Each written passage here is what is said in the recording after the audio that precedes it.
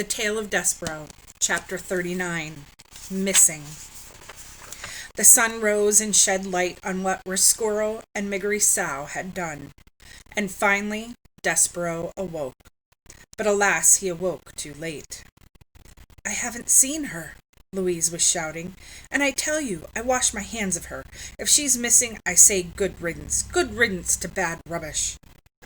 Despereaux sat up. He looked behind him. Oh, his tail, gone, given over to the knife, and where the tail should be, nothing but a bloody stub. "And more foul play! Gregory, dead!" shouted Cook. "Poor old man, that rope of his broken by who knows what, and him lost in the dark and frightened to death because of it. It's too much." "Oh, no," whispered Despereaux. "Oh, no, Gregory is dead?" The mouse got to his feet and began the long climb down from the shelf. Once he was on the floor, he stuck his head around the door of the pantry and saw Cook standing in the center of the kitchen, wringing her fat hands. Beside her stood a tall woman jangling a ring of keys.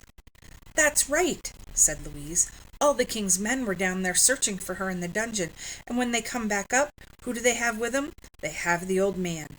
Dead. And now you tell me that Meg is missing? And I say, who cares?"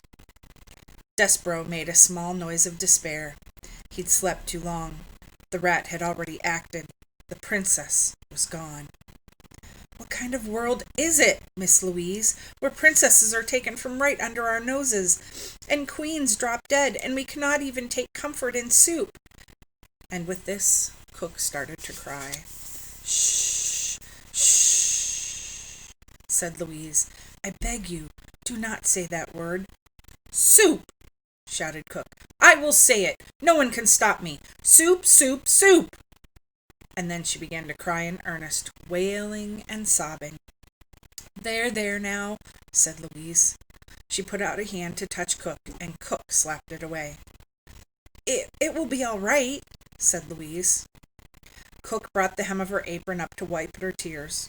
"It won't," she said. "It won't be all right ever again. They've taken our little darling away. There ain't nothing left to live for without the princess."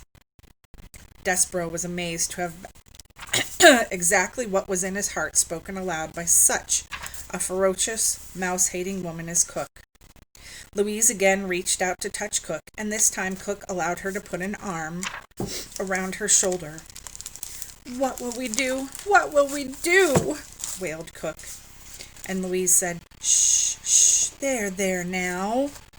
Alas, there was no one to comfort Despereaux, and there was no time anyway for him to cry. He knew what he had to do. He had to find the king. For having heard Despereaux's plan, reader, Despereaux knew that the princess was hidden in the dungeon, and being somewhat smarter than Miggery Sow, he sensed the terrible unspoken truth behind Despereaux's words. He knew that Meg would never be a princess, and he knew that the rat, once he captured the pea, would never let her go. And so the small mouse, who had been dipped in oil, covered in flour, and relieved of his tail, slipped out of the pantry and past the weeping ladies. He went to find the king.